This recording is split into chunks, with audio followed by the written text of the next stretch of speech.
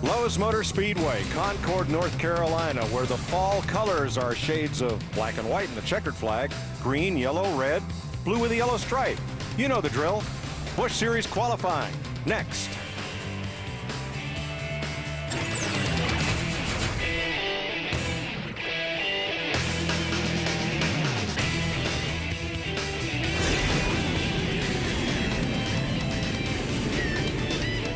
It's NASCAR Busch Series qualifying at Lowe's Motor Speedway, Concord, North Carolina, for the Spongebob SquarePants, the movie 300.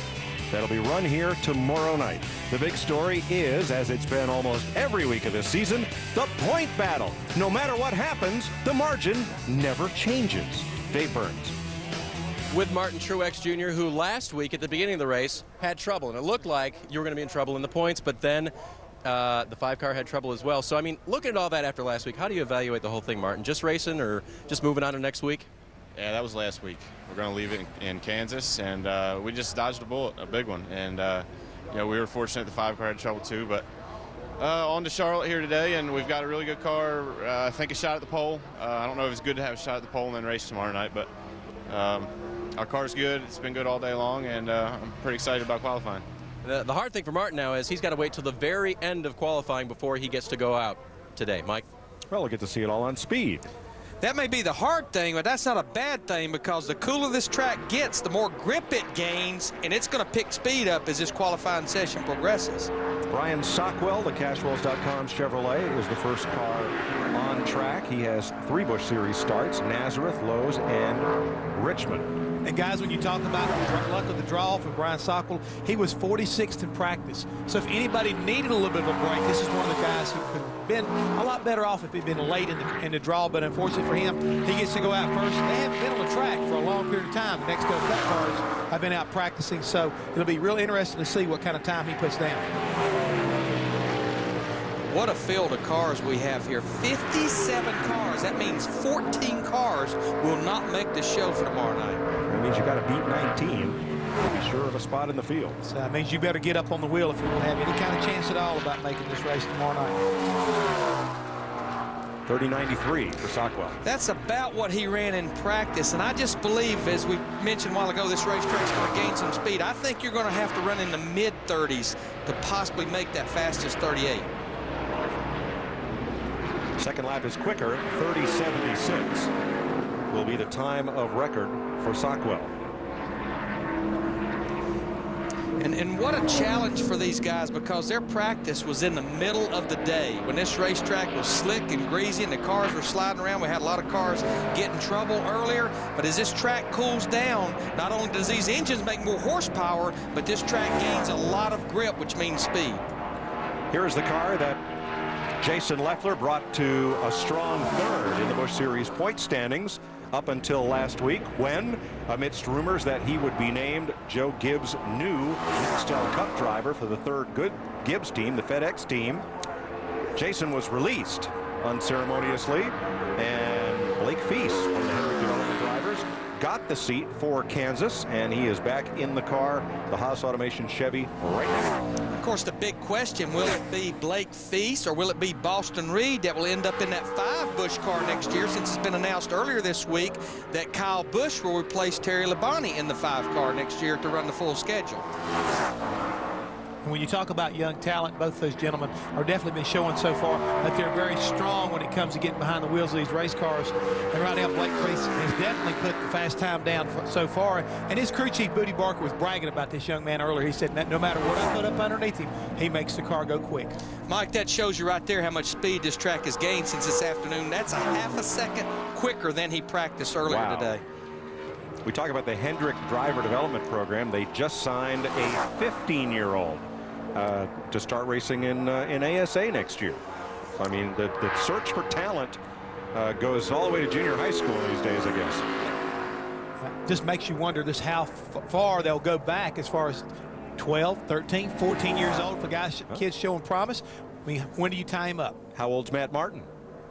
There's the answer to your question. There you go right there. I'm glad you were able to quantify that for me, Mike. Right. Matt Martin, Mark's son, has a Ford contract that I think at age 11 or 12, they signed him. Yep. All right, Blake Feast, quicker on his second lap, 29.77. Let's meet another Hendrick Development driver who is in this championship chase and also got a big boost this week. Bob Dillman. Actually, I'll take it because Bob is not with Kyle Busch. I am right now. Kyle, last week it looked like you guys were going to get a huge pickup when Martin had trouble early, and then you had trouble too. Only gained 3 points on him. Were you bummed when you also wrecked? Obviously, you were. Oh yeah, I mean tremendously. I can't really put it in perspective. You know, we almost missed the wreck, and then I just got it to hook there right at the end of it, and you know, as soon as I noticed it in the fence, I was like, oh man. How much damage is there, you know? Can we still gain ground? What is it? So we had to bring it behind the wall and put a new nose on it, which was a bad thing for us. But, you know, overall, I guess we still gained on them a little bit, but not of what we could have.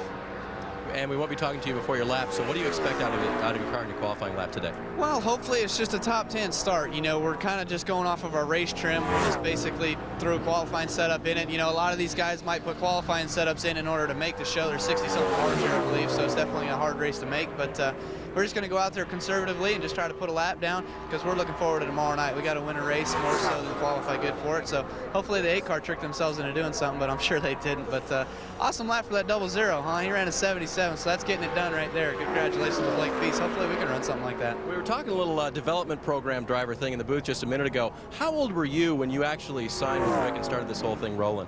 I was just under 18 years old, so I actually had to have my mom and dad sign for me as well too. And then once I got to being 18, May 2nd, I put my name on the dotted line and made it official. So I was a little underage before it was all said and done. And that's why you couldn't race in NASCAR at that time. That was correct. I think we signed up, I think it was February or something like that, and you know, my birthday isn't until May, so I had a couple months in order to wait.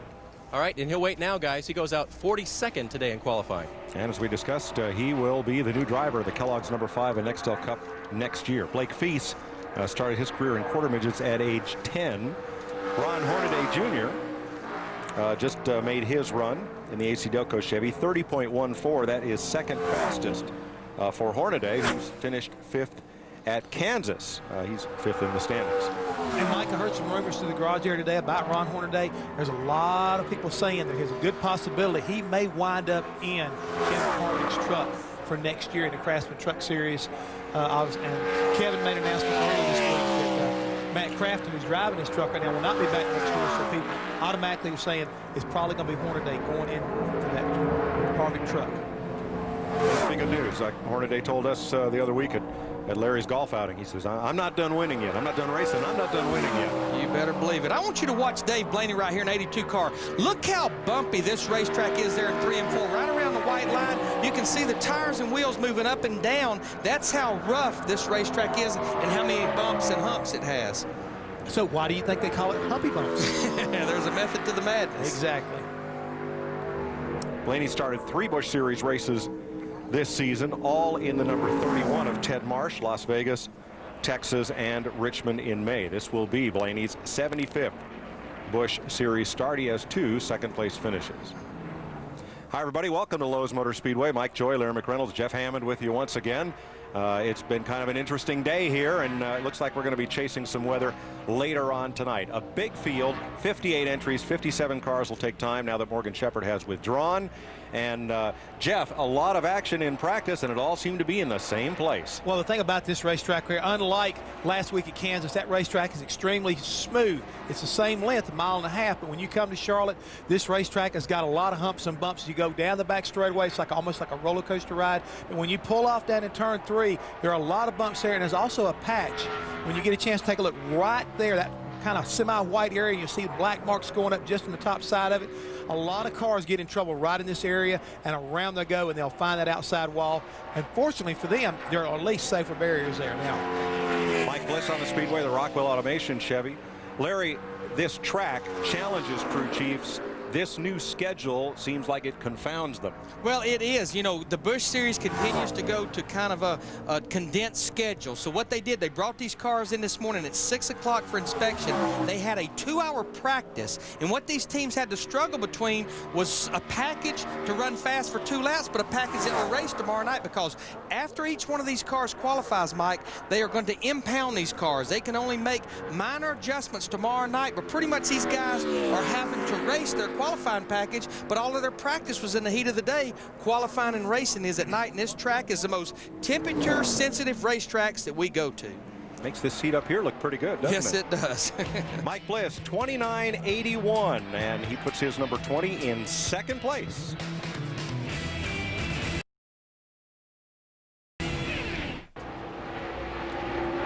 Alabama's Jimmy Kitchens in the DG Products Ford. 2 laps, the better of which was the first, 31.087, and that is the slowest of 6 so far as Kitchens tries to make his 17th start of the season. Holt, Michigan's Tim Fedowa in the Hot Tamales. Number 12. 12 also happens to be his best finish of the season. He did have an outside pole of best finish here at Lowe's. He did have an outside pole start here in 1995. Tim was 25th quickest in practice at a 30.29. You notice a lot of racetracks we go to, they'll have these grills taped solid, but if you notice at the very bottom opening of Tim Fedowa, at the opening there's a little bit of an opening, let some air flow through the radiator, and that's one thing the teams can adjust after qualifying is the tape on the front end. For Tim right now, Larry, he's picking up about 2/10, so I know he would like to have a little bit more, but that's not too bad as far as going out early like it is at Charlotte, pick up a couple of tenths.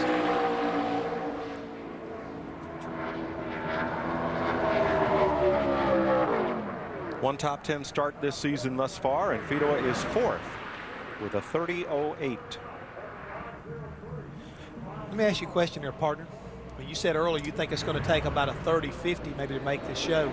After watching his first 7 cars go, do you really want to want to readjust that maybe a little bit? I think it's going to maybe be a little bit quicker. Well, I bet you Bob Dillner's with a guy that can probably tell us a little bit better because that is Front Row Joe. I'm sure he can. Actually, I think his name is now Victory Lane Joe after that sweep of both the Busch Series race and the Cup Series race last week at Kansas. But they want to know how much you keeping an eye on things here because guys are actually looks like this is going to be a weather-sensitive qualifying run here at Lowe's Motor Speedway. Oh, absolutely. It is getting dark outside. The temperature has dropped probably 15 or 20 degrees since we practiced, and it's going to be fast. I know they're running some really, really fast times. My Cellular One Chevy was good in practice. Race trim, incredible. You know, we do some things. They're impounding cars, so when we qualify, you basically have your race setup in, and I was really loose when I taped everything up. So we made some adjustments. Hopefully, I'm right. How about making it 3 in a row now? Well, I really think we can. You know, the first race this year in the Busch car, we led a good portion of that. I spun out by myself, and then I run out of gas with a lap and a half to go, and had the car to beat that day and finished 20th or something. But it's a little bit better car than we had. We'll be good again. Well, guys, one of the guys he's going to have to contend with on the racetrack right now. That'll be Kevin Harvick, who has 1 win in 17 starts this season. He has 2 poles here at Lowe's Motor Speedway. This run will be good for 3rd quickest, 29.81. And Kevin is the track record holder. He set the record here in May of 2003, 29.27. That record probably will be safe tonight. But, you know, Jeff, I was pretty impressed. I talked to Joe Balish, Busch Series director, this morning, and something that teams will do at a racetrack of this size. You heard Joe Nemechek talk about being loose when you tape the nose up as we watch Mike McLaughlin start his qualifying run, is they will lower the fuel level in the fuel cell to about 5 or 7 gallons. That really tightens a car up when you tape the nose up. But they're only going to let these guys add 3 gallons of fuel to their cars after qualifying, so that pretty much kept these guys from qualifying with low fuel. So that's the reason I think a lot of them will be a little bit loose when they qualify with those noses taped up. Ingenuity stifled again. That's it. But, you know, the interesting thing there, Larry, I believe this makes it a lot better for a lot of these teams that don't have the opportunity to do all that, you know, research and know exactly where the weight balance needs to be. It kind of like levels that playing field, I think, for the guys that are outside maybe the top 20 points.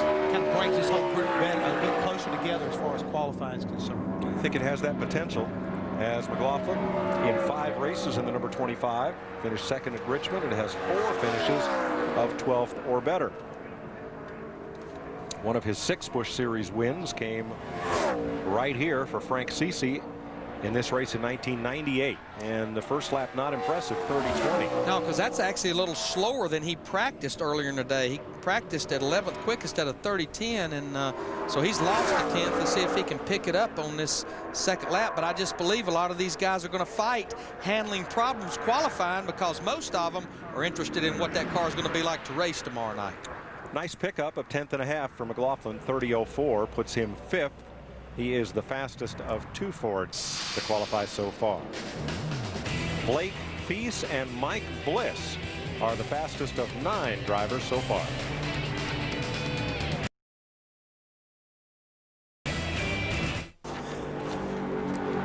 '21-year-old Jimmy Henderson from Conyers, Georgia, made his debut last October at Memphis. He's trying to make his second Busch Series start, and it's probably not going to happen. He's not eligible for a provisional, and his lap of 31.51 trails the field right now.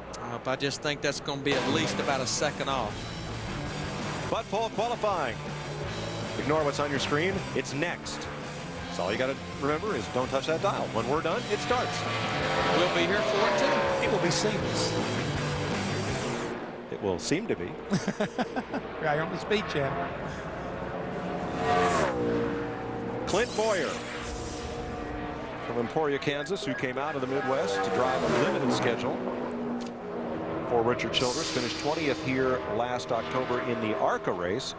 In 2002, he was the NASCAR Dodge Midwest Series weekly champion. And he has parlayed that into a Busch Series opportunity and into a full-time ride for 2005. Good lap, 4th quick, 29.92. I'd say he'll be real happy with that, because he has picked up about 3/4 of a second. Now his teammate with the 21 car is actually the owner of this car, Kevin Harvick. That doesn't say Clint on the roof, and it doesn't say Boyer. Guess what it says, Bob? Shifty. Shifty. His nickname. Picks it up a little bit more, but right now Clint's 4th quickest, and that should be more than safe to participate tomorrow night. But a nickname he earned actually by missing a couple of shifts, but shiftless is very hard to say correctly. And there's a shifty in my ear counting right now. That's right. And a Casey. And a Casey. And we'll be right back.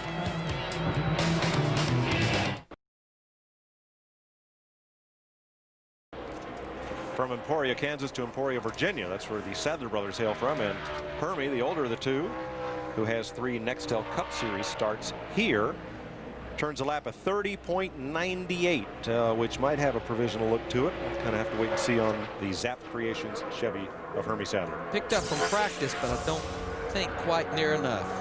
It definitely doesn't make the mark that you put in the sand a little earlier. I'll say that much for sure. David Stremme in the Trim Spa Dodge. Started 9th, finished 3rd at Kansas.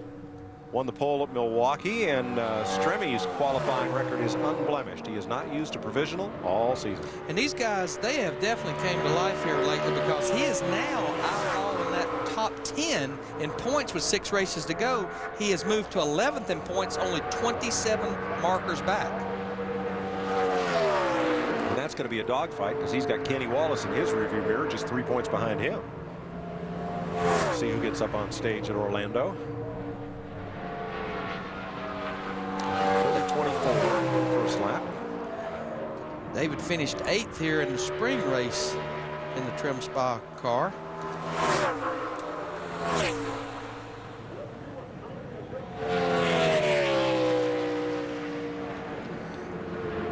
Second lap's better, 30.19.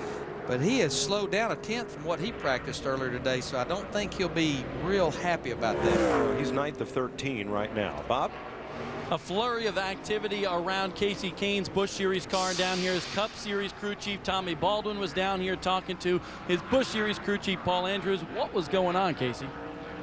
We just trying to get that Cup car a little bit better. We're pretty good in it, and we're messing with steering boxes, just working on that. And he was just making sure we had what I thought we had in this car, and we did. So hopefully that'll help that car. But you know, we'll see if we can get the Great Clips car a good qualifying time. It's a little different the way they're doing this this whole weekend with the Busch Series. And that's the sentiment around the garage area. Everybody echoing the same thing. This is kind of different for us here at the Lowe's Motor Speedway, as you guys mentioned, with those cars being impounded. Fellas, do you think we may be seeing a preview of the 2005 race weekend schedule?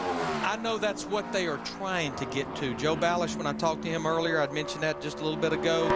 That's what they're trying to get to. I don't think they will be there 100% in 2005 with all 34 events, but they may be somewhere in the neighborhood of 20 to 25 events. But I think what you'll also see, you heard Casey Kane talking about relating to the Nextel Cup cars. We have 13 Nextel Cup regulars running this Busch race. We have 20 guys that are actually attempting to do double duty here this weekend.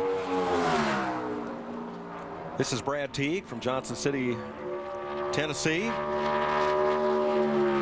has been in the Busch Series since its inception, and this will be his 200th start in the series if he makes the show. Right now, 30.84.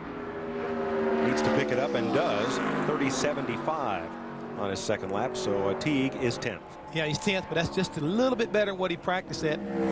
But as Eric pointed out a little earlier, I think that's going to be a little bit too slow to get in. So, Dave Burns, what's going on down in the garage here, Captain? Jeff, on the subject of impounding, you know, at places like Indianapolis Raceway Park, there was an impound area where they put the cars. Well, here at the Lowe's Motor Speedway, this is the impound area, the brand new garages that they have here in the Busch Series garage area. And so what happens is a guy gets done with his qualifying lap, he pulls it straight in here, they cover up the car, the driver gets out first, then they cover up the car, Busch Series officials close the door, you can see other cars here. Blake Fieses, Kevin Harvick's already impounded, but in the garage area, a little different. The hardest part is I got to go now find out what garage stall everybody's in to go interview them. Well, there's a famous saying in racing, lifters or losers. You lift one of those covers, you lose your credential. That's exactly right. You know what? If we were still in Kansas when he was wandering around like that, he would be kind of like off to see the Wizard. Yes. We're not in Kansas anymore, Dave. NEM. All right, Jason Keller, driving for PPC Racing. Greg Pollak's team made their big announcement last week that John Andretti, starting this weekend, will run the full Nextel Cup schedule and into 05 with Victory Brands and A-Plus stores. But they had been working real hard on a sponsor for Jason Keller and for this number 22 car in the Busch Series, and thought everything was wrapped up, and it wasn't. So some other opportunities went by the wayside, and now they're scrambling, trying to put 05 together. Meanwhile, Jason has this Toll House Cookies for number 22, and a good lap, 30.089, 8th quickest. He's picked it up a little bit from practice, and he picks it up a little bit more to 6th quickest at a 30.01. That's the fastest Ford so far. Good lap for Jason. Bob Dillner.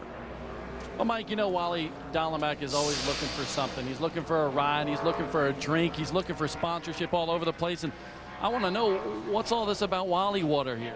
I don't have a beverage deal, so I figured I'd promote my own water, Wally Water. It's cool, it's refreshing. It comes from the springs of Colorado. Fantastic stuff. I got to work on the labeling, but I thought that was a pretty good. I do like those guys, don't I? You making money on it yet? Not yet, but we're working on it. Yeah, I want to know, how much do you pay First bottle. for each swig of that you take on camera? Yeah, exactly, Mike. Let's cut right to the chase, though, Wally. How's this car going to be? A great run in Kansas last week, but how about here in qualifying? How's this car going to be? Well, you know, the car doesn't qualify well. It races decent. Let me rephrase that.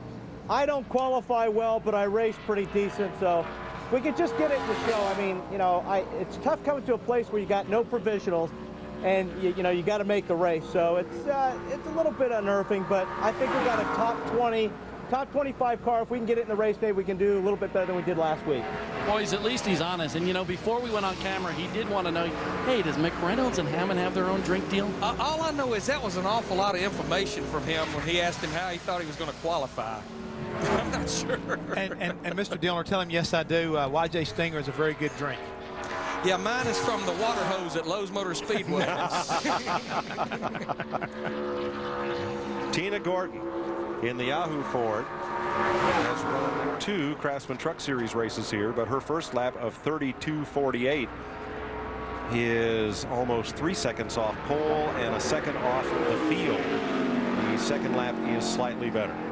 Yeah, she actually competed in some ARCA races here and had a pretty nasty crash over in turn 4 a couple of years ago. Yeah, it's one of those sent her to the hospital for a while. So and with this large field, that's going to be a tough one. With a lap of 32.37.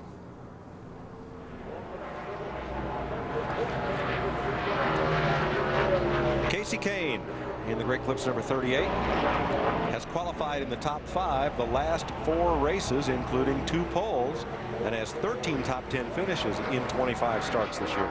Yeah, he has 19 top 10 starts in those 25 races, Mike. This group is on their mark when it comes to qualifying.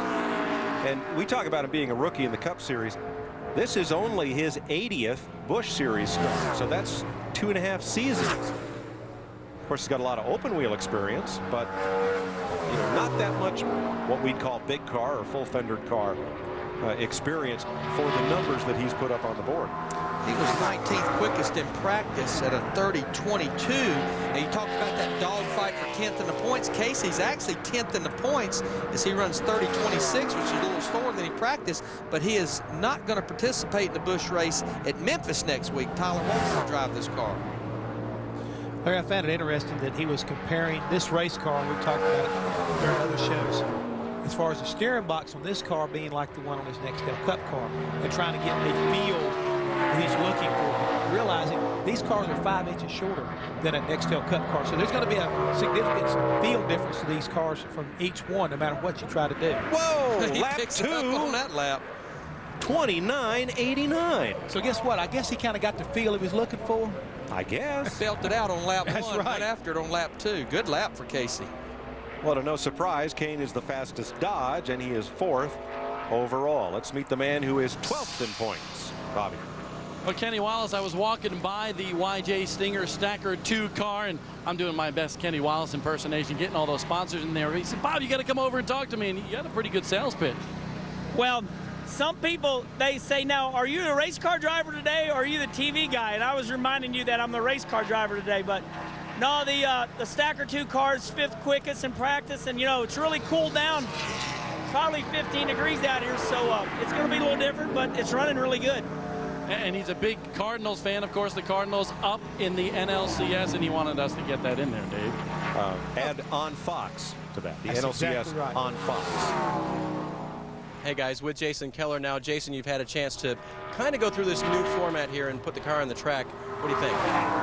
I like it. You don't have to do all the trick qualifying stuff, but you have to give up a little bit qualifying to get your car really driving good for the race. And this Toll House Ford drove great. Unfortunately, we didn't have quite as much speed as we wanted, but I think that's respectable, and it's to get us a decent start spot for tomorrow night. And it's going to be so much better racing here under the lights in Charlotte. I mean, it's just such a slick, hard racetrack anyway, and it's going to be a lot better. So it's going to be cool, and it's going to be quite not quite so slick. Do you think one of the biggest benefits is if you do get a mediocre qualifying time, it doesn't matter as much because you work so hard on race setup? Well, it does. I mean, we've got pretty big egos here in this series, and we want to qualify as good as we possibly can. We didn't throw qualifying away, but we really concentrated on making our car drive good. And I'm pretty optimistic. I think our car's driving good. It's not the fastest, but fastest car doesn't have to win the race. And the door goes down behind Jason Keller. His car freshly impounded. We continue Busch Series qualifying from here at the Lowe's Motor Speedway.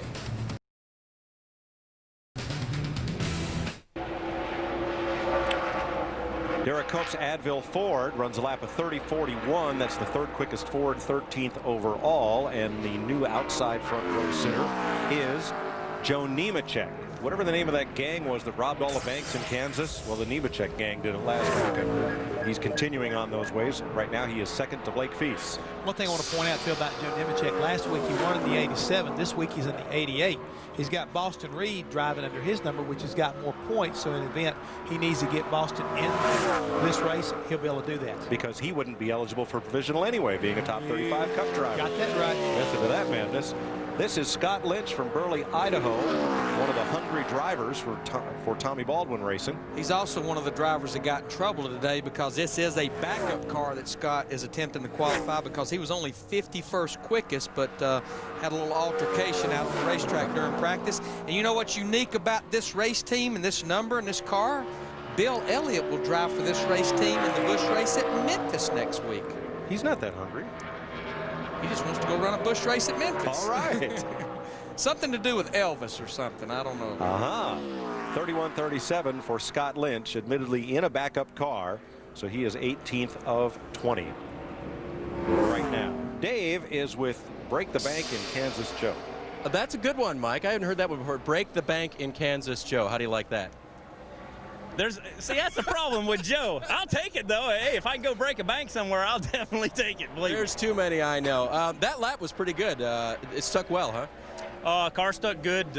We were really good in practice. We unloaded in race trim, and the car was excellent. Got to thank Cellular One, Nortel Networks. This is kind of a last-minute race we added on, and we ran so good at Kansas. We should have won this race here the last time, and we had a couple problems there, but Led dominated the race, and so I figured I'd come back and run the night race and see if I can't get the job done this time. I had a great qualifying run, and that was with no tape on the front end. That was race tape. We're ready. He sounds ready, Mike. Well, he's still spending last week's money, and he's got more of it to spend. I mean, what a great feeling, though, to do the double at Kansas and have a great week to celebrate it. Wally Dallenbach, who says this car will race better than it qualifies. The Mr. Clean Auto Dry Car Wash, number 35. That should be quick enough on his first lap, I would think, Larry, to get him in the show. That's just a little slower than what he practiced, but just going back to what Joe Nemechek was talking about, we've been talking about the tape on the front end. You can see just a little bit of opening in the bottom of that top opening of Wally Dallenbach's car. But what Joe was saying is basically they have the tape on the nose of that car that they're going to race tomorrow night, which allows air to flow to cool the radiator and into the oil cooler. Nice pickup, 30-14. Moves him up one spot to 12th. Dallenbach is the third fastest Ford to qualify, coming off his third top 10 in 11 races at Kansas last week. He did a really nice job out there at Kansas City. Final practice Friday, not Saturday, Friday, 5 p.m. Eastern time, right here on Speed. All the final practice sessions, all the happy hours for the rest of the year, and all the Nextel Cup qualifying sessions are only on Speed. Pretty easy formula. And then all the Nextel Cup races, the final 6, be watched on NBC. 21 of 57 drivers have hit the clock so far. This is Aaron Fike, 21 years old, out of Galesburg, Illinois, the Ollie's Bargain Outlet Dodge. Need to keep a watch on him because he was 7th quickest in practice earlier today. Came out here and tested, had a pretty good qualifying run at Kansas last week. He's going to need to, Larry. This car is well down the provisional list, and it looks like it wants to get away from him. Well, he's bottomed out this little bit, guys. You notice the sparks are coming out beneath the car as he entered the corner there. That definitely upset him as far as the exit is concerned. Let's see what he does as far as the time. Good run. For all that happened there, he's a busy man to run 30.08. He's got his hands full. Definitely on the free side. And then what happens, this car, if you're loose and you've got the wheel crank back to the right just a little bit, as it goes through those bumps, it wants to get looser. This lap looks like it may end up being a little better than that first lap of 30.08. It's a lot smoother. Yes, sir. In the 29s. 8th fastest for Aaron, who last year finished in the top 10 in USAC Midgets. 29.95. Mike, I keep forgetting that. This is the way it's supposed to feel to him, though. Right. Kind of wobbling around and right on the right rear. That feels good to this boy.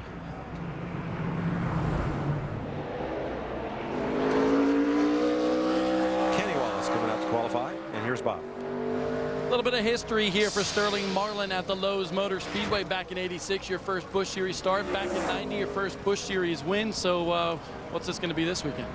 I hope a win for us.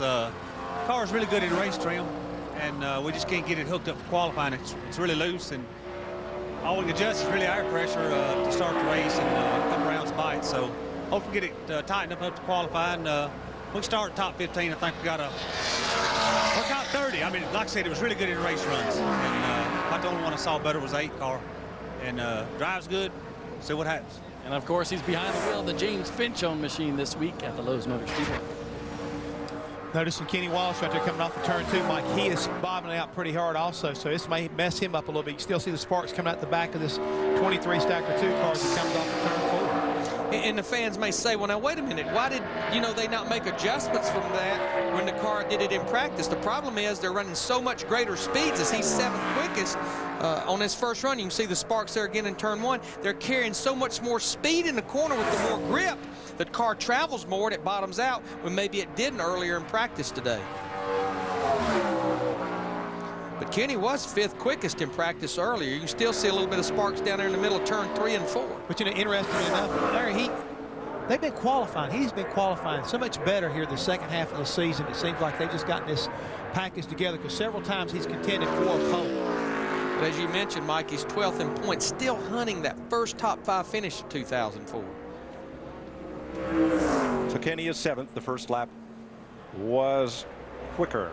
Here's the man who's fastest so far, and here's Dave. Yeah, you know, and Mike, of course, he said as soon as we start talking to him, he's going to get knocked off the top of that chart, but that was a pretty strong lap. It was stronger than I thought we could do. Booty and all the guys did a great job with the Haas Automation and Chevy. We didn't get a good bonsai run in practice and made a few changes, and our communication is getting better, and as you can see, so that was a pretty big lap. So hopefully it'll stick. It sounds like you've walked into this situation and been able to kind of go around all the discussions and things that have been happening around you regarding Jason. Has it been pretty easy for you to do? Has it been a little bit tough to get through all the stuff? It's been pretty easy because I knew Jason. Jason and I hung out a little bit this summer, and we're friends, and still are. And it's not any, you know, it's not my deal. You know, I just got offered a great opportunity and took it, and it's kind of between Jason and everything else. So I wish Jason the best, and it kind of worked out good for me. So it's been easy to get around. And it's worked out well for Jason too, guys. Yep, he'll be going cup racing next year with Joe Gibbs Racing. Stacy Compton, the Kingsford Ford 3035. I couldn't help but notice Blake kept looking over his left shoulder. The reason he was doing that, that's where the scoring pylon is. Every time a car would complete a lap, he wanted to make sure that 00 was still on the top of that chart. So far, so good for Blake Feast. He leads Joe Nemechek, Mike Bliss, Kevin Harvick, and Clint Boyer.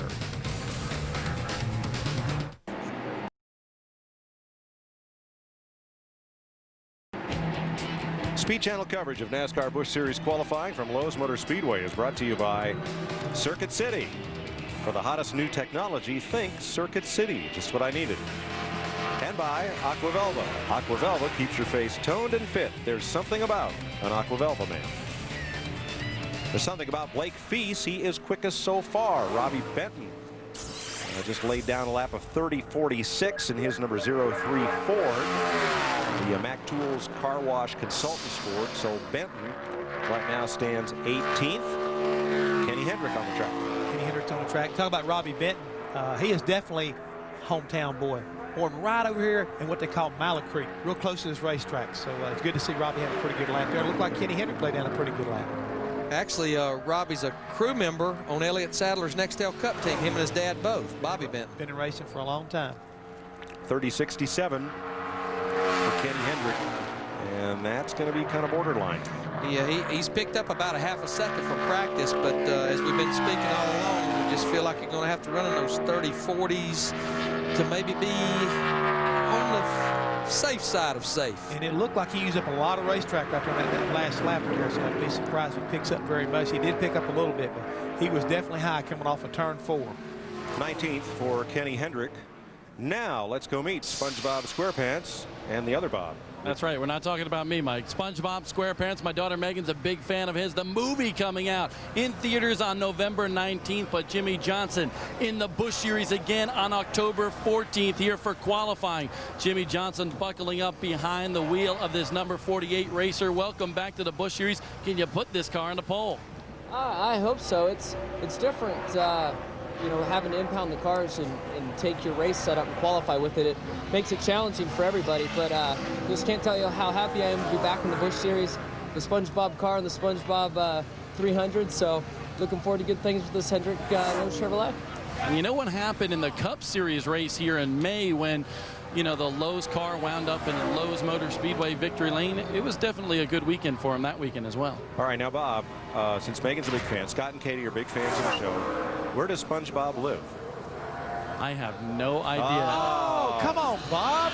I'm never home, guys. I'm always here at the racetrack. I know it's in the water. He lives in a pineapple under the sea in the town of Bikini Bottom. See, I got to learn a thing or two from you guys. Sorry about that. Matt Kenseth on track in the I Need Some Alka-Seltzer Cold Plus Ford. and he is 13th on his first lap with a 30-10. Bob, don't panic. Kendall watches it all the time too, but I had no idea where he lived either. I was wondering why you were being so quiet.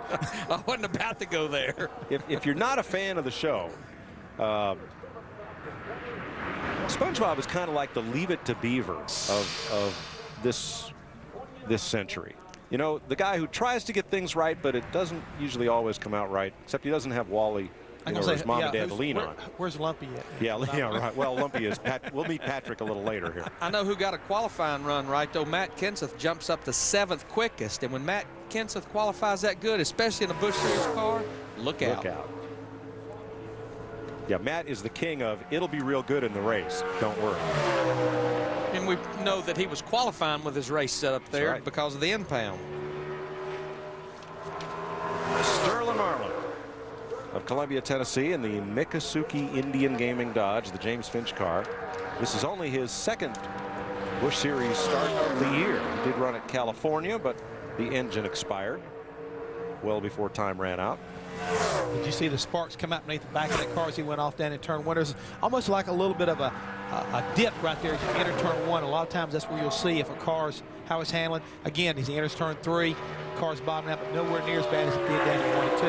But you heard him say in his interview a while ago that he's been fighting loose with this race car qualifying. He was only 31st quickest in practice.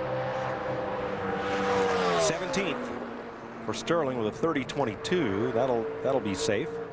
You know, you heard our guys say just to continue to see it bottoming out that he made his very first career Busch start here. He also got his very first career Busch Series win here. 1990. Driving number 48 Oldsmobile. I'm trying to think of whose car that would have been. I remember the car, Mike, but I cannot remember who owned that race car. Slows down just a little bit on lap 2, so Sterling's going to be right now 17th at a 30-22.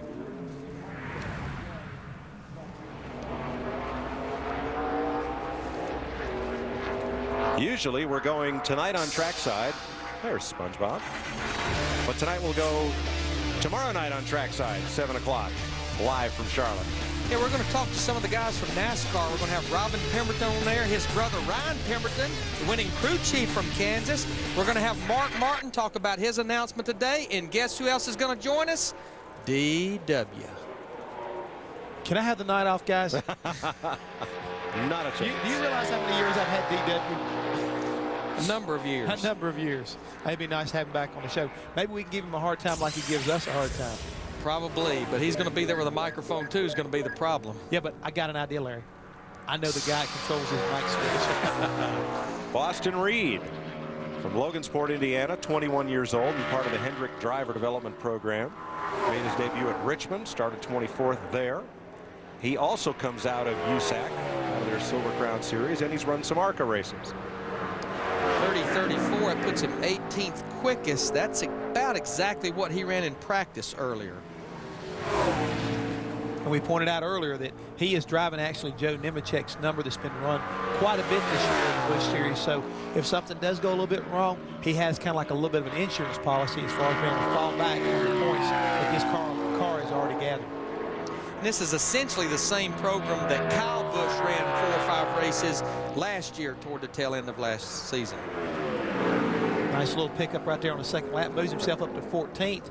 But probably more importantly, he picks up about another 2/10, so that should put him very solidly in the field. Yeah, 30-13 is certainly going to be safe. He is 14th of 29 right now. 28 drivers yet to go. We're halfway. And don't forget that Nextel Cup qualifying follows this. From Bikini Bottom to Concord, North Carolina. Surprisingly, the SpongeBob cartoon, though it's written as a cartoon for kids, a lot of the jokes are at the adult level, and SpongeBob has found a great following on college campuses as well. You've done a lot of research on this, haven't you? I was a big Rocky and Bullwinkle fan, which was a kid's cartoon written for adults. And this is very much in the same vein.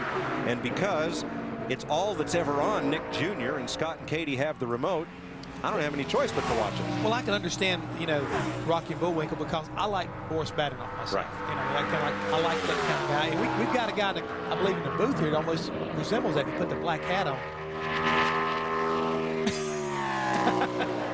All I know is the forecasters on the Weather Channel, so I can't really get involved in this conversation. Where do you see Kyle Busch's car? First lap for Jimmy. Now, this car has no provisionals. Jimmy has to time his way into the field. 30:32 is likely safe. He has only beaten 11 cars with that lap. I think that's a tie over the grill. Not a tie wrap, so that's a tie. He has slowed down a couple of tenths from what he ran in practice earlier. He was 12th quickest at a 30:11. Let's see if he picks it up a little bit on this second lap. He indeed does. 30:04 goes to 12th quickest, so Spongebob will be in the show tomorrow night. What I was going to say to you is I'm just wondering if his crew chief, Chad Knaus, is on top there. Buddy, get me a solid one in here. Make sure we get one with... They're flat foot around here. There you go. There you go. What was wrong? I have no idea. That was absolutely an insane lap to drive. Well, let's find out about Matt Kenseth's lap. He ran a 92. Matt, were you happy with that lap?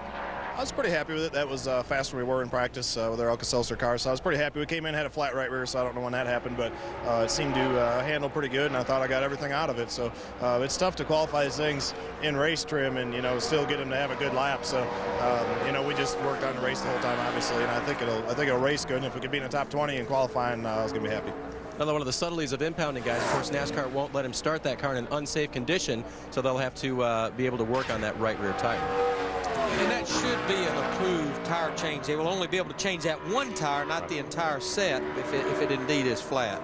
Maybe this ought to be the cold and flu season 300. We've had Advil, we've had Alka-Seltzer, now we have Kleenex. This is Johnny Sauter, the pole winner from Indianapolis Raceway Park. He has 7 top 10 finishes and is 16th in points this year.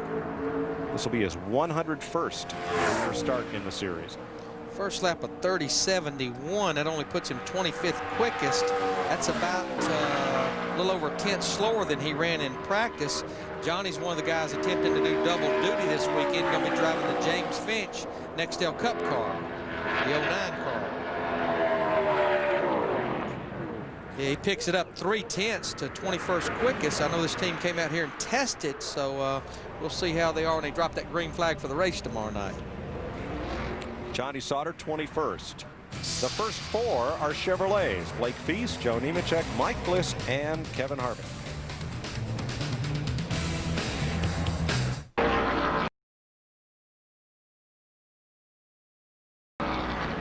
Mike Wallace in the Sport Clips Geico Ford times in 23rd with a lap of 30:44. He would be 7th among the Fords. Mike, his daughter Chrissy and Jimmy Johnson's little brother Jesse is going to be involved with you tomorrow night on a very unusual radio broadcast, aren't they? Larry, the folks at Lowe's, for the SpongeBob SquarePants the Movie 300, have decided to do a special radio broadcast in the Charlotte, Winston-Salem area aimed at kids, and we'll have kids as expert commentators, kid racers, Jesse Johnson, Chrissy Wallace, and some others.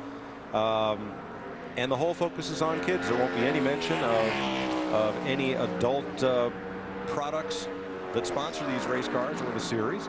And it's all aimed at kids, and talk with some of the drivers about their first car and what they wanted to be when they grew up, when they were kids. And the whole focus is for kids. And it will air on a Winston-Salem area radio station that you can pick up down here in Charlotte at the racetrack. And it'll be unique. Sounds like fun. Yeah, and I'm told that the voice of SpongeBob and Patrick and Squidward will make an appearance on the broadcast. The voices. Sounds very, very educational for one thing and very entertaining. And the proprietor of the Krusty Krab. Oh, yeah, got to have the Krusty Krab. That's right. Mr. Krab. I guess that's a good, as Gus Wasson completes his run, 30:98 for Wasson. Talking about the Krusty Krab does not directly lead us to Randy LaJoie, but let's go there anyway. Close enough. I was going to say, yeah. I'm not even going to touch that. Oh, chicken. Tell him. Jimmy Johnson, not the only guy back. How about that for a lead in the Busch Series? Randy LaJoie, the 2-time champ, back here as well. We were just talking, not a good qualifying car, but a pretty good race car. What do you think? I hope so. Todd Bodine tested out here a little while ago, or last week with it. He said they got very comfortable with it. The Whelen engineering car. I thank Teddy and the guys from Whelen that called me up and said Todd couldn't get back from Texas in time. So going to knock off some rust and go out there and have some fun, hopefully. You know, speaking of rust, the boys in the booth just called you crusty, and I see you got a bunch of gray hair. Where's that coming from? Your gray hair comes. I got to check the guys in the booth. Their hair, I knew those guys when the hair was a different color. So now they can tell me what they're using, you know, but it's too much maintenance, man. Just whatever you got, I still got it. Let it go. You boys use hair color up there? Well, I was going to say Randy knew me when I had a lot more, too. No. Go ahead, Jeff. Your time. See, he wasn't talking to me, Larry. He's talking to you. Robbie Gordon in the Fruit of the Loom. Chevrolet first lap is off the board, 31.75. Now that beats Tina Gordon, but Robbie has got to step it up. Yeah, because just remember, he's in the top 35 in Next Step Cup points, not eligible for a provisional start in this race. And Robbie was 29th quickest earlier, but he has his hands full, Jeff. He really does. Down there through the middle, 3 and 4, he had his hands full. The car was really doing a lot of jumping around. Whoa! I can't believe it. He picked up 2 seconds. He's on the pole right now. Good reason for it to be jumping around, guys. Come on, buddy. Have a deal, guys. Thank you. I just want. That's the second or third time he's done that. I just suppose there might have been a method to his madness on that first lap, getting a little heat in those tires or something, because picked up 2 seconds to go straight to the top of the charts at a 29.68, almost 182 miles per hour. And you know what's unique? These guys, they told me, said this morning, Larry, guess what? Guess what? I said, what?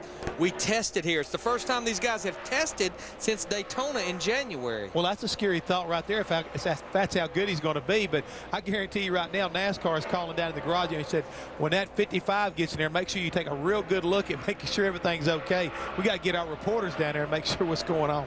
Robbie Gordon snatches the pole from Blake Feast. Robert Presley, Clorox, Whisk Ford on the speedway. Robert made his very first career Busch Series start here 20 years ago, October of 1984. For Dan Welch in the 59 team, was it? That's the car he's most identified with in this series. No, actually, it was the number 52, an Oldsmobile. His second race in the series came 5 years later for the Welch team. Robert's first lap was good enough for 16th quickest, 30.09. I know this team came out here and tested a couple of weeks ago, so pretty decent qualifying win for Robert. Yeah, it's about 2/10 faster than he ran in practice, Larry, so he should be pretty happy with that. And again, it seems like the cooler it gets, the faster these cars go, the more the sparks are coming out underneath the cars. Picks it up a little bit to 15th quickest. Meanwhile, back in Bikini Bottom, here's Dave. You know, we're really going to confuse the conspiracy theorists because Jimmy Johnson, you know, the race sponsor car didn't get the pole, but you were talking to Blake Feast when he got knocked off. What'd you say to him? Man, I said the worst thing possible. I was so impressed with my lap and can't believe that I'm now 13th with it. I turned to him and said, man, nobody's going to touch that lap. And as soon as those words came out of my mouth, the 55 went to the top of the board. So I hate building his confidence up like that and then having it taken away from him. But he did a great job, and I'm very thankful for all the hard work that's gone into the Spongebob car. Everybody in Kyle Busch's shop, all the guys on the Busch team have worked very hard and put together a great race car for me. And looking forward to going out and you know, maybe trying to get my second Busch win, and more than anything, having some fun with SpongeBob on the car in the SpongeBob 300 race. All right, very good. Mike? Jimmy Johnson will be SpongeBob SquarePants, appearing tomorrow night at your local racetrack, Lowe's Motor Speedway. The Vector Security 72 is Kevin LePage. Mike, the thing I've noticed about this deal since we started talking about this whole race this weekend, you just kind of like been up on the chip, especially when it comes to this particular. My kids love this show. Yeah, I mean, you know, I've been watching this thing for 4 years now. You know, but it's funny, Jeff. I know it is. I'll get you a DVD. I have watched it. I have watched it. I promise you, I have watched it, and it is very entertaining. But I just never would have figured that you would have gotten this involved. Now, cartoons are a great art form. Okay. I think I remember Just one ask thing. John Lasseter. Do they not accuse him of being a crybaby or something a lot? Is that sometimes? Am I on the right cartoon here? Sometimes. Okay. When things don't go well. Okay. Kind of like Jeff and DW. For somebody who doesn't even understand anything but the Weather Channel, that really hurts coming from you. I think it'd be a great time to go to commercial. Kevin LePage, 31.19. That is 33rd on the board.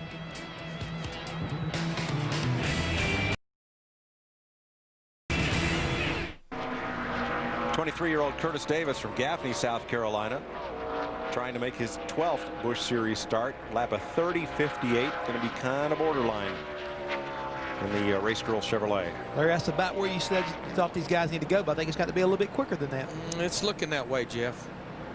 Yeah, because we have 11 cars. It's running the 29s. Okay. This is Patrick Starr. This is SpongeBob's one and only friend on the hood of that car. Hey! I'm not going to say what I said earlier. We're going to cartoon you to death. The Simpsons, all new season. And Fox. Of course. Meanwhile, Stanton Barrett in the Bojangles, number 91. Trying to make his 19th race of the year. Was 45th quickest in practice earlier at a 30.97. He picks it up about a half a second. Pretty good lap for Stanton. 30.42, 25th quickest. And he's going to need it, Larry. He's 40th out of 57 in the owner points. So. But that is one thing about Stanton. It's always been, he's been able to find speed out of his race cars when it comes to qualifying. And it's been a good thing so far this year because he's had a pretty tough season otherwise. I think this will get him in. Second lap is faster, 30.21, and that picks Barrett up to 21st and safe. Good job. Robbie Gordon and Blake Feast. Feast our fastest so far.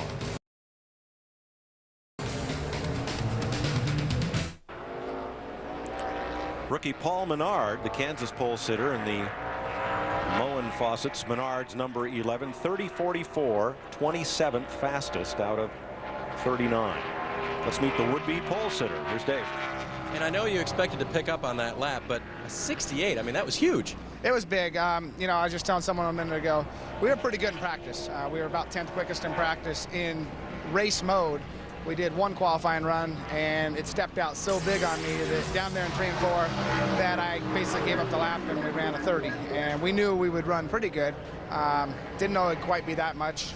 You know, obviously if we could change gears and stuff like that, we'd be doing that for qualifying and probably go faster again. But, you know, we have to qualify the same gear we race tomorrow night. And I think that's a good thing. I think the rules where they impound the cars is a good thing, and we've been learning a lot about our Chevrolet for sure. Robbie, this is Larry Mack up in the booth. Inquiring minds are trying to figure this deal out. You ran a 31.70 something on lap 1. You picked up 2 seconds.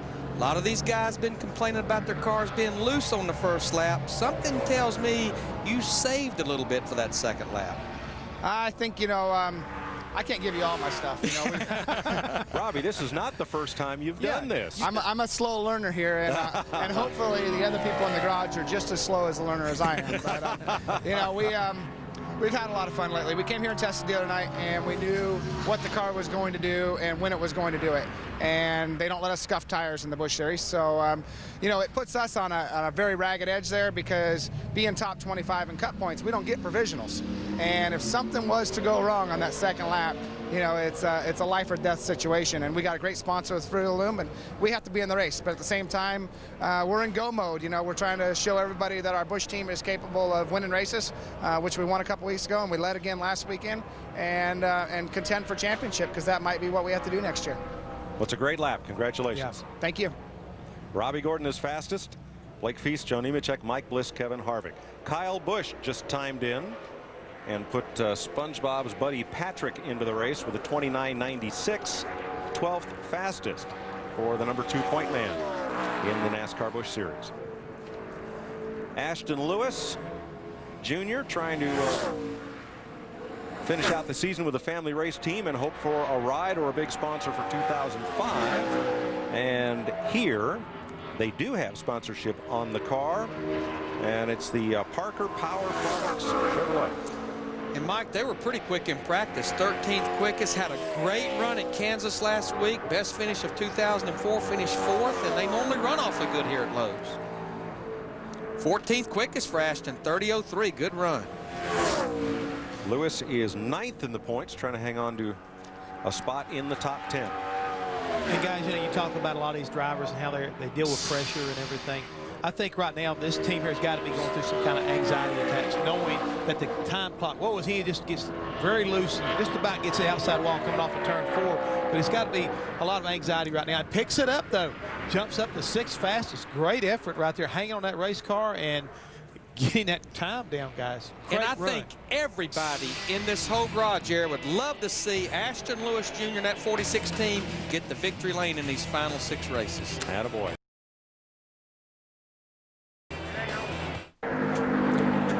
Two-time series champ Randy LaJoy in Ted Marsh's Whalen Engineering, number 31 Ford, 30.37. That is 26th fastest. LaJoy would be eligible for the past champions provisional if needed. On Autorotica, the Goodwood Festival of Speed. From Lord March's estate in England, what a great gathering of vintage cars and drivers and lots of fans. A lot to see. Wednesday night, 9 p.m. Mike, you're a connoisseur of fine cars and history, and I know that you would love to go over there sometime. One of these days, Jeff. It's a great event. This will be a car everybody's going to be watching awfully close. Greg Biffle in the 60 car. He was 8th quickest winner of the race here a year ago and was on the pole here for the spring race. See what Greg can do on his first lap. He ran a 30.06 in practice. He runs the same speed, but right now that's only 17th quickest at a 30.05. Yeah, if you don't think the cooler track makes a difference, that was 8th quickest in practice.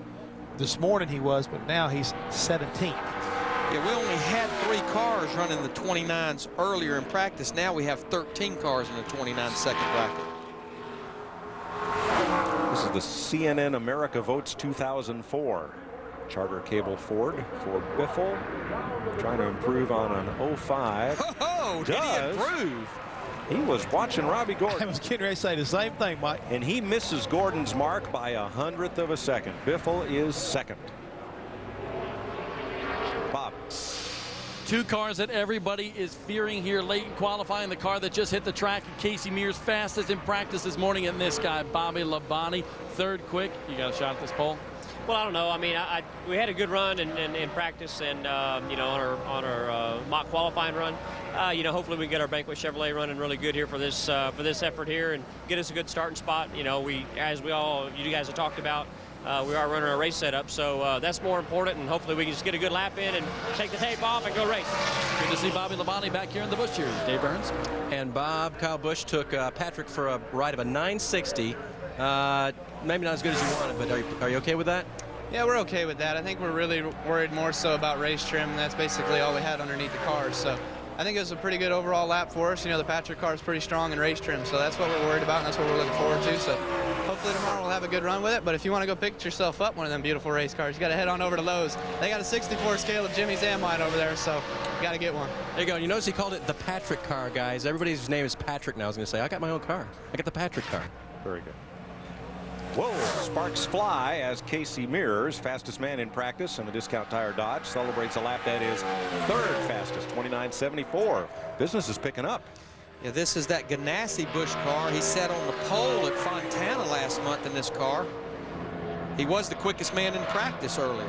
See what Casey, if he picks it up just a little bit on his second lap. Yeah, yes, he does. 29.50.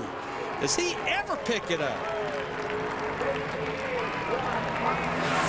Pole at California, finished 2nd. 4 top 10 finishes in 04.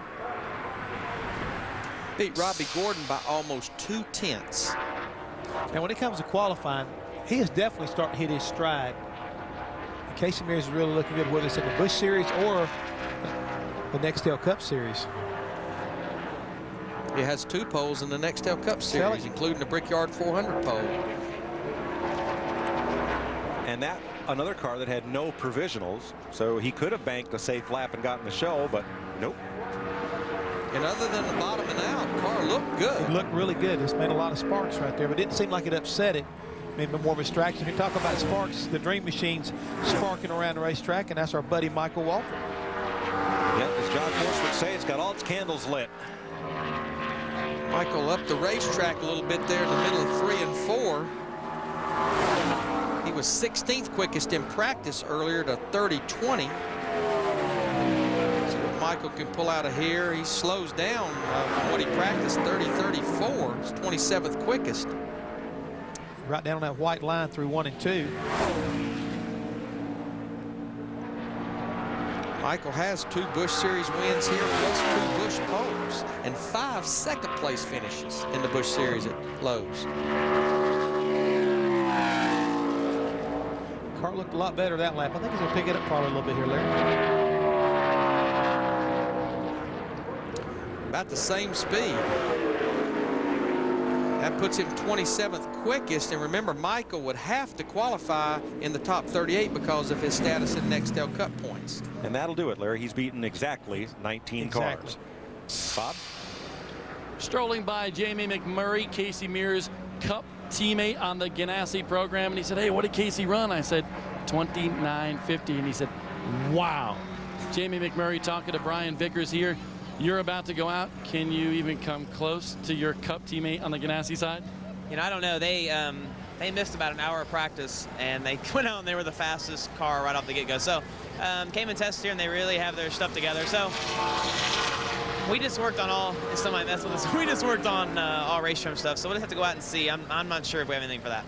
Jamie McMurray, of course, and Rusty Wallace's number 66 here at the Lowe's Motor Speedway.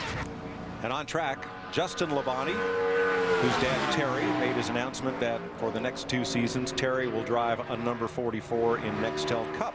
10 races each season, beginning at Fontana, California next March and ending in 2006 at where else? Texas. And that will still be a Hendrick Motorsports car, yeah, even though the number will be 44.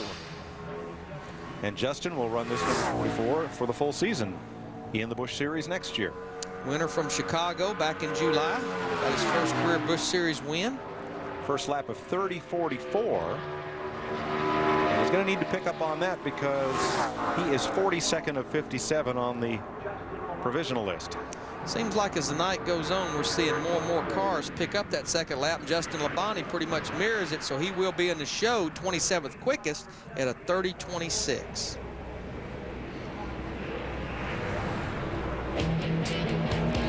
Casey Mears in a Dodge, Robbie Gordon in a Chevy, and Greg Biffle's Ford are the 3 fastest right now.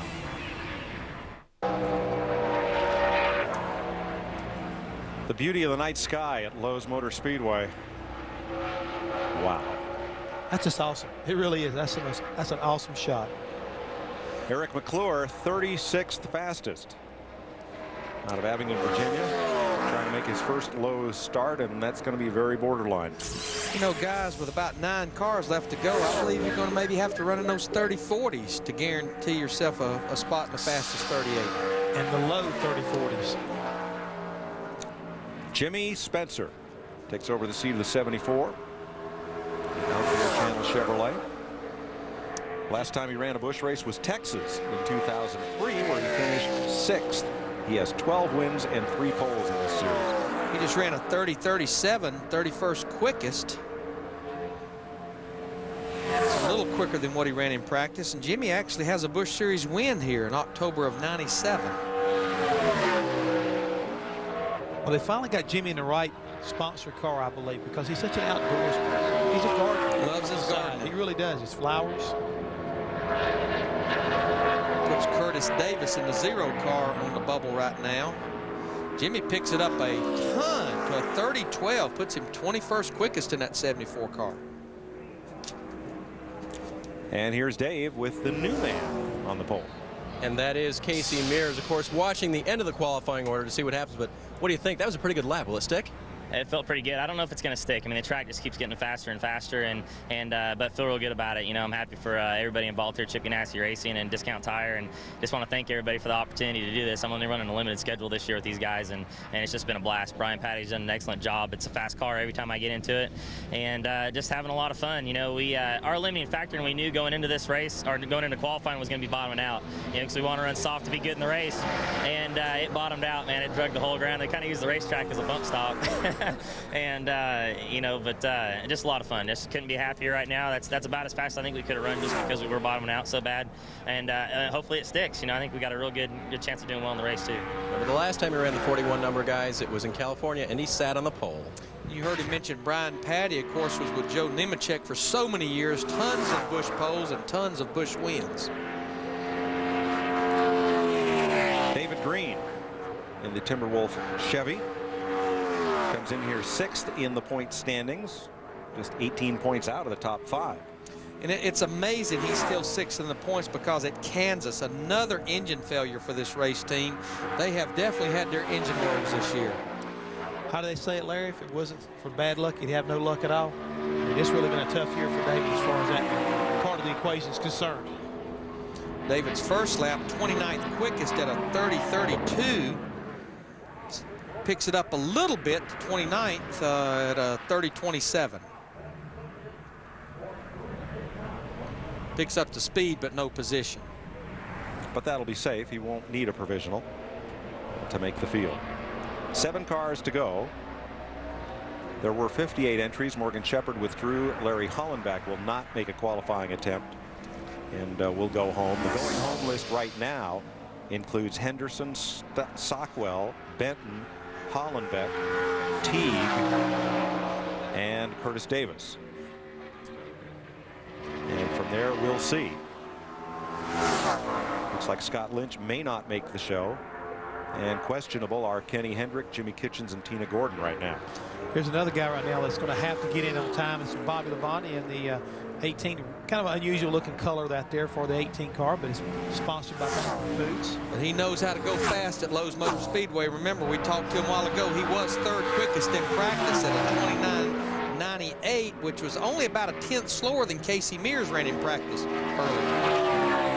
And again, because of Labonte's position in the Nextel Cup points, he's not eligible to use a provisional. Doesn't look like he'll need one. Nope, 14th quickest, 29.94. Good lap.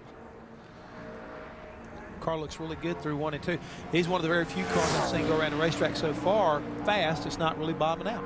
He actually dipped those left side tires just a little below that white line in 1 and 2, and there's a little bit of an angle transition right there when you go below that white line, but it didn't seem to upset the car a whole lot. We've seen a lot of cars pick up on this second lap. Let's see what Bobby Labonte can do on lap 2. Actually slows down quite a bit. So Bobby Labonte is 14th.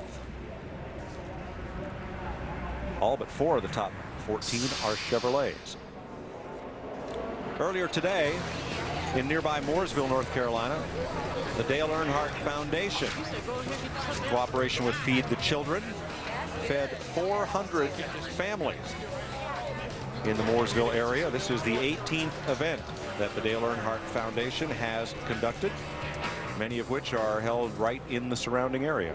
And we saw a picture there of Teresa Earnhardt, the widow of Dale Earnhardt, out there working with them, getting food handed out. That's a really good cause. She's worked really hard with this foundation to try to uphold and instill Dale's values in folks and contribute to causes that he would support. Now, Larry, we talked about the 18 car not bottoming out, but the 8 car, it looked like the 4th of July when he was playing a lot there in turn 1 and 2. And he was 2nd quickest in practice, Martin Truex. You see him bottom out a little bit in 3 and 4. And I'm not too sure that when he didn't bottom out that time, didn't run him up the racetrack just a little bit. It looked like where the sparks were coming from, it could be the front crossbar. It didn't hurt him much, no. Jeff. 29.84, 8th quickest. You can't phase these young kids. That'll send Robbie Benton to the house, as he's bumped out of the top 38. 28 races this year, and Martin has 21 top 10 starts. And it looks like he may have 22 tonight. And you know what's unique about this? He did not come out of open wheel racing, which is where the vast majority of new talent in NASCAR has come from. It's come from USAC open wheel. Martin came up through the Busch North Series.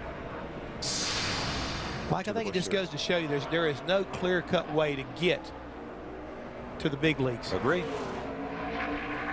There's the tail of the tape. Look at how those numbers just seem to mirror each other. They've been all over the top of each other, but right now Martin Truex leads Kyle Busch by 149 points. If you believe in numbers, the biggest deficit with 6 races to go a driver has overcome to win the championship is 95 points in 1996. Randy LaJoy beat David Green. Mark Green in the lovefifi.com number 26 Chevrolet. Times in, and he's in the show with a 30:11, 23rd fastest. Another good qualifying run for Mark, and he was pretty much a go or go home. He had to stand on it.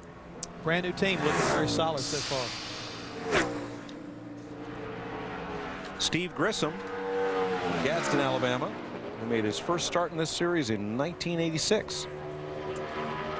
Steve was only 42nd quickest in practice earlier at a 30:85. Right now the bubble is Mike Wallace at a 30:44. So there we're in the mid 30-40s, Jeff. And Paul Menard has been bumped from the top 38, and it looks like he will head home. And that was our Bush Pole Center from Kansas last week. Grissom 30-75 may need that champion's provisional. Definitely so, and we keep talking about this is not Kansas, folks. This is a different animal down here. Maybe a 1.5 mile racetrack, but it's got a totally different personality, and you definitely have to come with a different combination if you want to be successful here. But guys, what I like is it hasn't been that long ago in the Busch Series. We had field fillers. We had teams unloading backup cars. Right. But not anymore. Last week, I think, in fact. But yeah, here, this is a very strong entry. I mean, 57 cars. All these fellows want to race. Steve Grissom is in provisional land and will likely take that 43rd spot reserved for the most recent Busch Series champion eligible for a provisional. And it looks like about 9/10 of a second could separate the pole from 38th fastest. Less than a second. Casey Atwood, the U.S. Navy Chevrolet. He's competed in 4 Cup races here, has 7 top 10 starts this season. Fitz Bradshaw Racing. Casey was 32nd quickest in practice earlier at a 30:39. So he'll need to probably run at least that quick, or not a little quicker.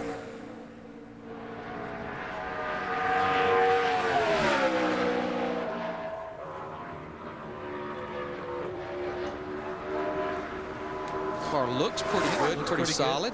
Good. His teammate Tim Feedaway, he's 22nd right now at a 30:08. So you would think that their teammates are working pretty good. Well, first lap's not looking too good, guys. No, 30:71. That lap has provisional written all over it. Which, I mean, he's safely in by that, but I'm sure that's not what he wants to do. He'd be getting him a phone call from Terry Bradshaw if he ain't careful. Now, the last thing you want to do at Lowe's Motor Speedway is slow down in a night qualifying session, especially this late in the session when the track is at its coolest, from a midday practice session when the track was very hot and greasy. It will drive a crew chief and a driver insane. I'll tell you who's close on the bubble is Randy LaJoie. I think Atwood missing the top 38 will ensure LaJoie a spot in the field. Otherwise, he was in danger of going home if the remaining qualifiers had run faster. And LaJoie is Casey's teammate here. So Atwood will use a provisional.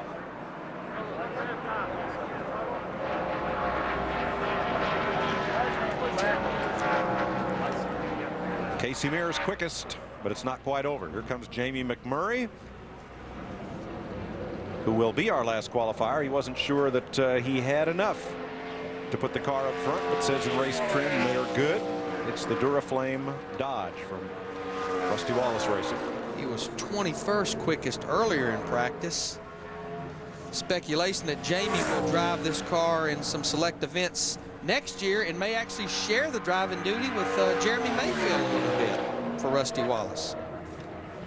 And Rusty's going to actually race this car next month at Phoenix in the Busch Series race. That'll be good to get see him back inside this car. So we talk about needing to make a good lap here. Let's see what Jamie can do here, because he's got to get in. He's in. 18th quickest.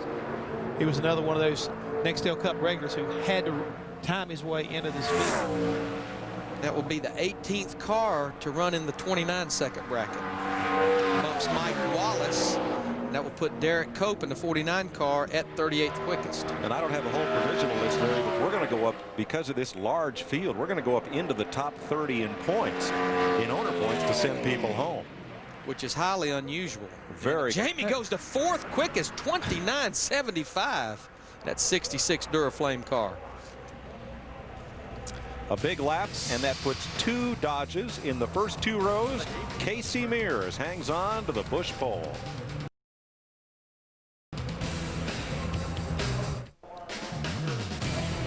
Casey Mears, 2 races in the number 41, 2 poles. Bob Dillner.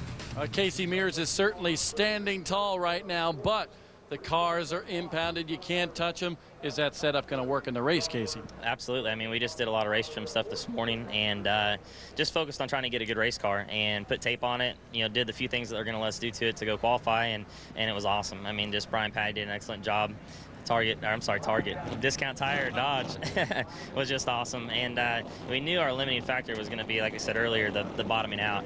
And it bottomed out hard, but it stuck, you know, and I didn't have to get out of the gas, so it made a big lap. It was awesome. Oh, we're going to excuse him for being confused on the sponsor because he's got to act like Superman now, get in the trailer, change into that Cup uniform, and then go out to qualify for the Cup Series live on Speed. Here's the lineup for the SpongeBob SquarePants the movie 300 tomorrow night at Lowe's Motor Speedway. What I see right there, we have 6 Cup regulars in the top 10 and 4 Busch regulars. What I'm impressed about, you got a Dodge, a Chevrolet, and a Ford in the first 3. Matt Kenseth there on row 7, Bobby Labonte row 8. That'll definitely be 2 to watch. And the points, Kyle Busch starting 18th. SpongeBob starts 20th. You know, and as we scroll through the field, something highly unusual at this point in the Busch Series. With 6 races to go, we've had 28 races. We've had 14 Cup regulars win races. We've had 14 Busch regulars win races. So it'll be interesting. Some strong cars had to take provisionals. Sauter, Cope, Atwood, Mike Wallace. Along with these 3, Steve Grissom gets the champions provisionals. And it's a long list of drivers who are disappointed in one of the strongest fields we've seen all season in the Busch Series. Biggest surprise out of that's got to be Paul Menard. Yeah. Casey Mears gets his 2nd Busch Series pole in the 41 car.